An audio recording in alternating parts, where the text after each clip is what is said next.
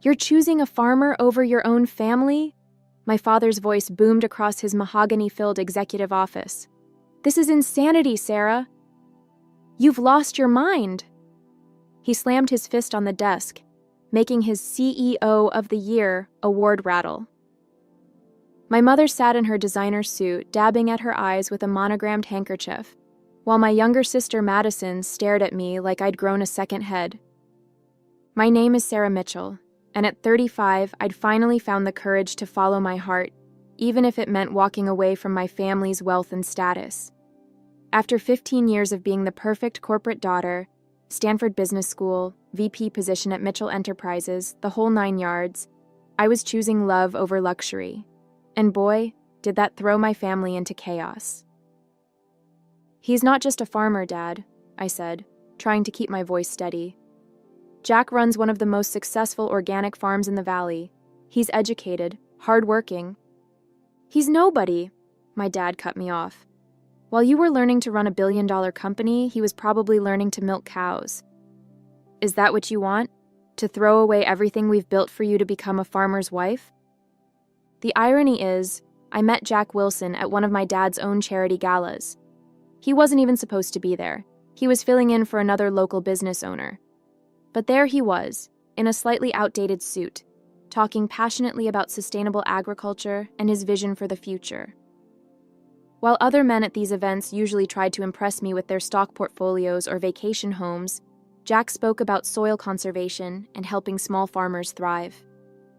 I've already made up my mind, I told them, standing up straighter. I'm moving in with Jack next week. The wedding's in 3 months, and I hope you'll be there. If you walk out that door, my father said, his voice cold, don't expect to keep your position here, or your trust fund, or anything else from this family. I looked around the office one last time, the family photos on the wall, all perfectly staged, of course, the views of downtown Seattle, the life I was supposed to want. Then I placed my company ID and credit cards on his desk. Goodbye, Dad. Mom. Madison. I turned and walked out, my heels clicking on the marble floors for the last time. Behind me, I could hear my mom's quiet sobs and Madison's whispered, "She's lost it completely." When I tell people I gave up a 7-figure salary and a corner office to live on a farm, they usually think I had some sort of mental breakdown. The reality? Living in Jack's farmhouse these past 6 months has brought me more peace than 20 years in corporate America ever did. Sure, the transition wasn't easy. Trading my Tesla for a pickup truck, my Louboutins for work boots, my penthouse for a century-old farmhouse, it was a shock to the system. The first time I had to help deliver a calf at 3 a.m., I almost called my driver out of habit before remembering this was my life now. But there was something real about it all, something my previous life had lacked. My family's reaction was exactly what you'd expect. My mom sent daily texts about good matches from her country club circle. Madison kept forwarding job listings from competing companies. My dad maintained radio silence, though his secretary called monthly to remind me what I was giving up. The trust fund, the connections, the real life they thought I deserved. What they didn't understand was that Jack wasn't some simple farmer. Yes, he worked the land, but he also had degrees in agricultural science and business management. His organic farming operation supplied high-end restaurants across 3 states. He'd turned his grandfather's struggling farm into a model of sustainable agriculture. But to my family, anyone who didn't make their money in a boardroom was beneath them. The wedding invitations went out last week. My mom returned hers with a note saying she couldn't bear to watch my downfall. Madison at least called to decline, blaming a business trip that I knew she'd scheduled specifically for that date. My dad's invitation came back unopened. I was helping Jack review some property documents when something caught my eye. The farm's boundaries extended far beyond what I'd originally thought, including a pristine piece of lakefront property. The same property my dad had been trying to acquire for his new resort development. "Oh yeah," Jack said casually. "Your father's company has been trying to buy that land for months. They've offered way above market value, but my grandfather promised to keep it agricultural. It's some of the best soil in the valley." I sat there stunned as the implications sank in. My dad's big resort project, the one he'd been bragging about at every board meeting, couldn't happen without this land. And it belonged to the man he'd dismissed as just a farmer. I didn't tell Jack about my dad's project right away. I needed time to process this bizarre twist of fate. The next morning, while collecting eggs from the chicken coop, something that still amazed my manicured hands, I got the call I'd been expecting. "Sarah, darling!" My mom's voice dripped with sudden sweetness. "We've been thinking about your situation. Perhaps we were too hasty. Why don't you and Jack come to dinner on Sunday?" I nearly dropped my basket. After 6 months of cold shoulders and disapproving messages, this sudden change of heart was suspicious. Then my dad came on the line. "Princess, your mother's right. We should get to know this young man of yours. Maybe we can find a way to make this work. After all, we're family." Standing there in my muddy boots, surrounded by clucking chickens, I finally understood. They must have discovered Jack owned the land. This wasn't about accepting my choices. It was about securing their business interests. The thought made my stomach turn. That evening, I watched Jack working in his office, poring over crop rotation plans. He was completely unaware that he held the key to a multi-million-dollar development deal. When he noticed me staring, he just smiled and asked if I wanted to help him plan next season's organic vegetable program. "My parents invited us to dinner," I said carefully. "They want to make amends." Jack looked up, surprised. "Really? What changed their minds?" I took a deep breath. "I think I know. And we need to talk about something important." Before I could continue, his phone rang. It was his lawyer calling about another offer from Mitchell Enterprises, this time double the previous amount. Jack politely declined, as he had every other offer. When he hung up, he noticed my face. "Sarah, what's wrong?" "That resort they want to build? It's my father's pet project, the one he's been working on for years. Without this land, it can't happen."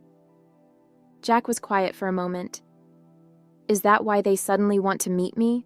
To negotiate?" I nodded, fighting back tears.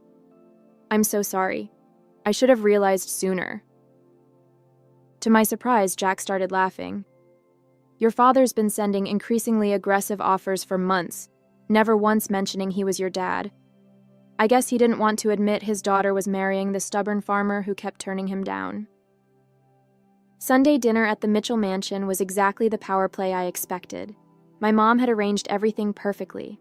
Her best china, fresh flowers from her greenhouse, and even my favorite childhood dessert. My dad was wearing his closing a deal smile, the same one he used on reluctant investors. "Jack, my boy," my dad boomed as we entered, acting like he hadn't spent months calling Jack a gold-digging nobody. "Welcome to our home. Sarah tells us you're quite the entrepreneur yourself." I watched Jack take it all in. The crystal chandeliers, the original artwork, the floor-to-ceiling windows overlooking Seattle. He looked surprisingly comfortable in his pressed jeans and button-down shirt, so different from the suits that usually occupied these rooms. "Nice place you have here, Mr. Mitchell," Jack said politely. "Those are some beautiful heirloom roses in your garden.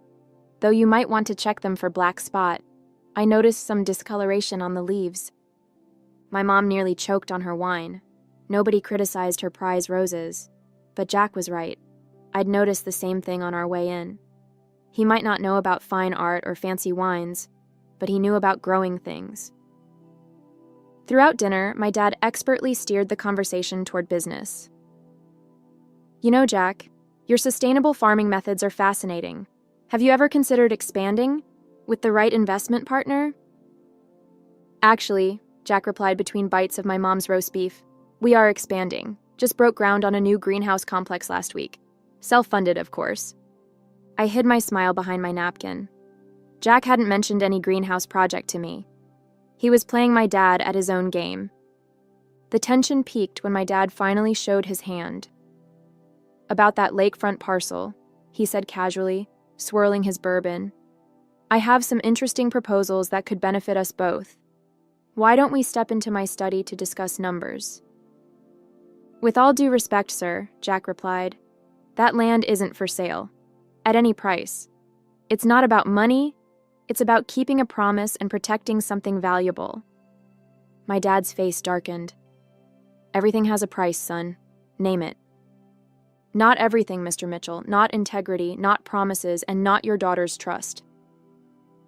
The silence that followed was deafening. My dad's face turned that dangerous shade of red I remembered from childhood board meetings gone wrong. My mom's perfectly manicured fingers gripped her wine glass so hard I thought it might shatter. Now listen here, my dad growled, dropping all pretense of friendliness. You clearly don't understand how things work in the real world. That resort would bring jobs, tourism, development. Are you really going to let your stubborn pride stand in the way of progress?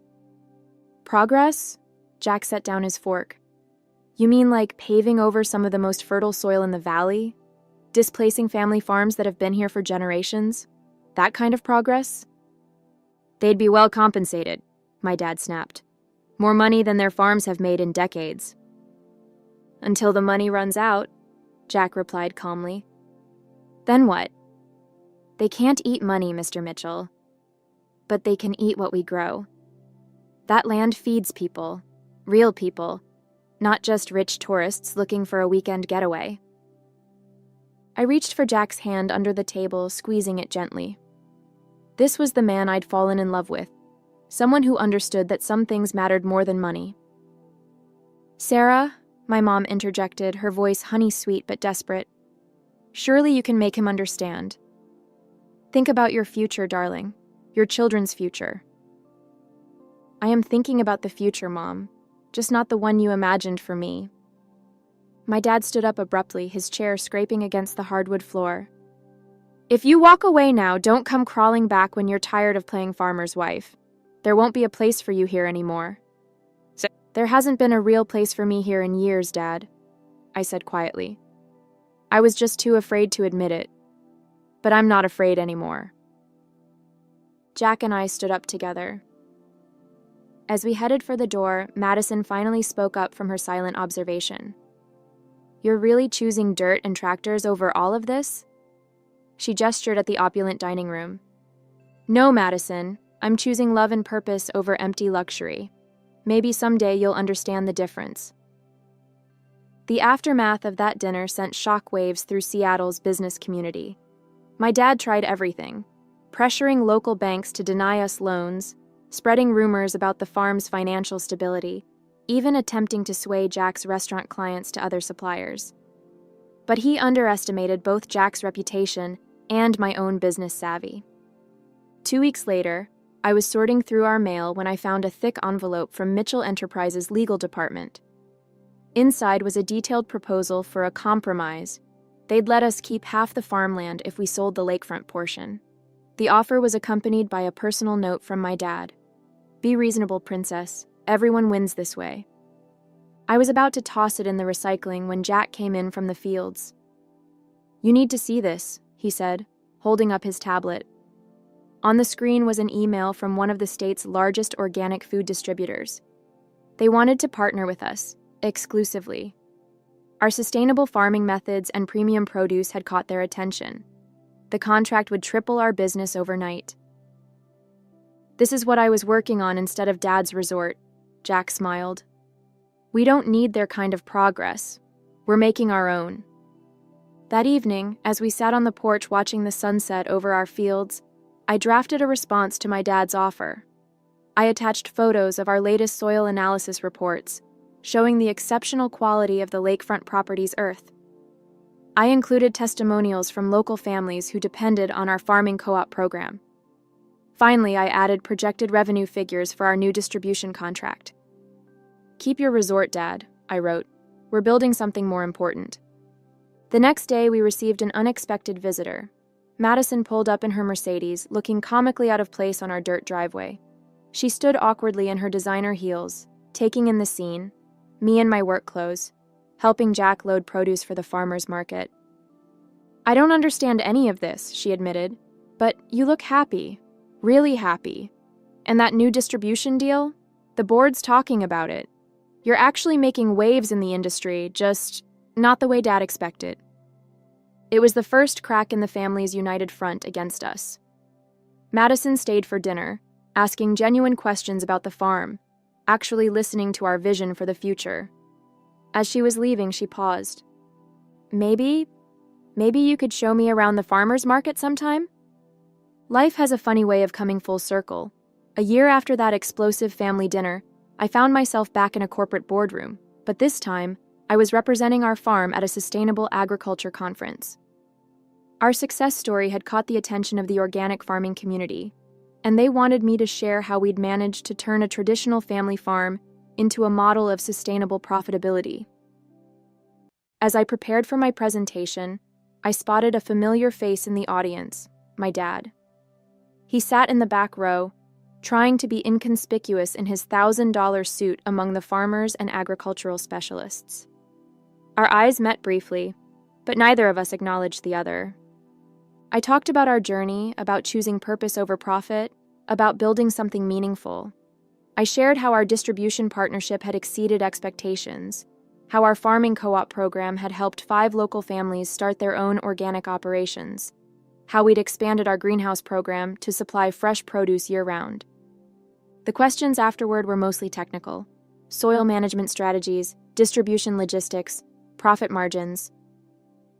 But one young woman asked something different. "Weren't you afraid to leave your corporate career behind?" I couldn't help glancing at my dad as I answered. The scariest decisions often lead to the most rewarding outcomes. Sometimes you have to trust that choosing what's right matters more than choosing what's easy.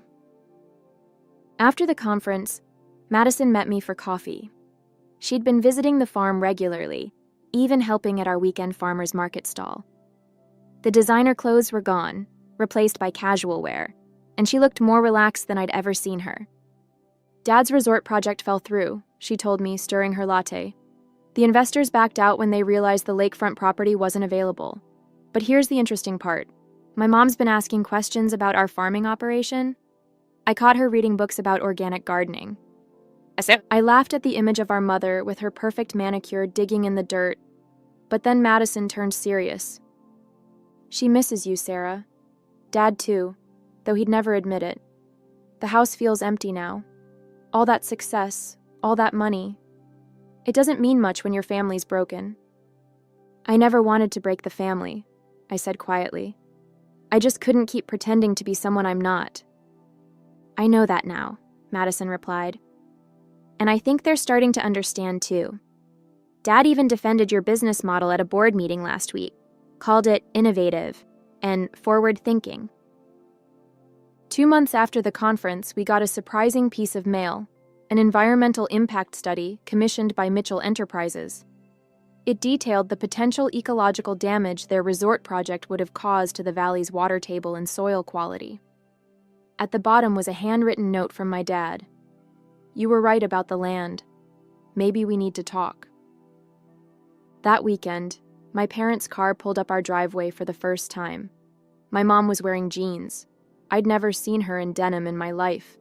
My dad looked older, more subdued. They stood awkwardly on our porch, taking in the windmill, the solar panels, the fields stretching out to the horizon. "Your mother wants to see your greenhouse," my dad said gruffly, "if that's all right." Jack gave them the full tour, explaining our hydroponic systems and vertical farming techniques. My mom actually seemed interested, asking questions about the herbs she'd been trying to grow in her windowsill garden. My dad remained quiet, but I caught him nodding appreciatively at our computer-controlled irrigation system. Over dinner, featuring everything from our own farm, my dad finally spoke up.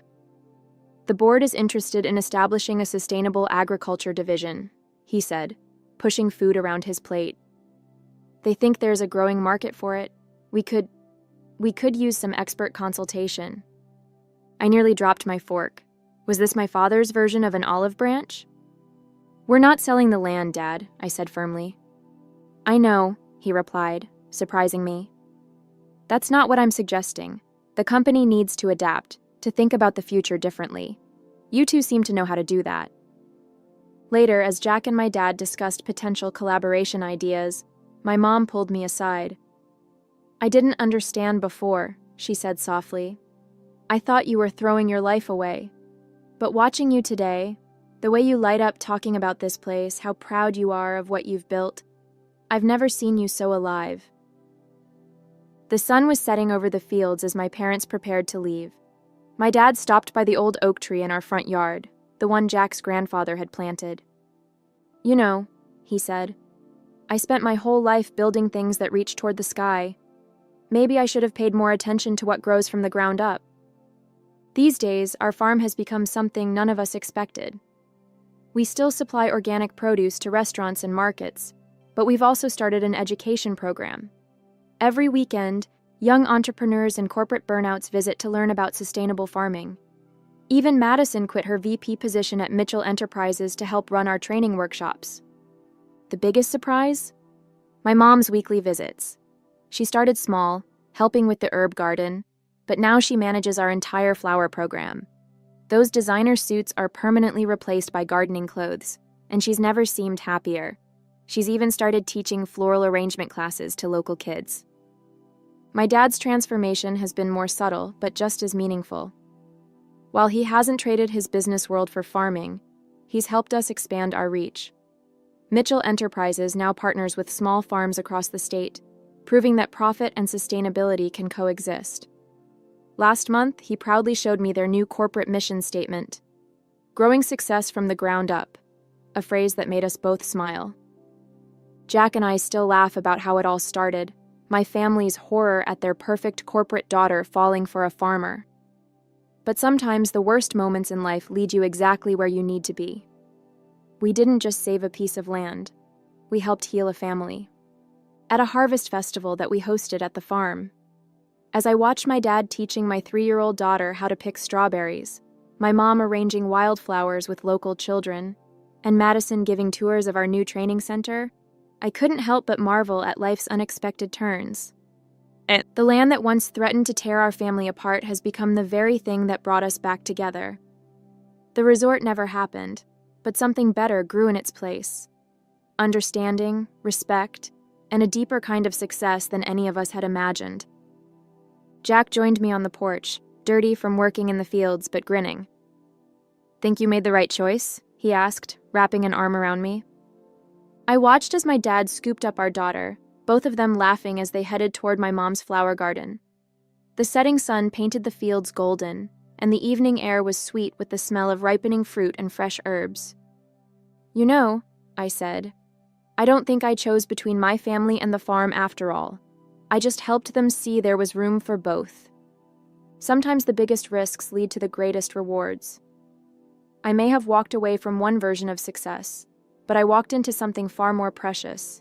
A life rich with purpose, love, and the kind of wealth you can't measure in dollars.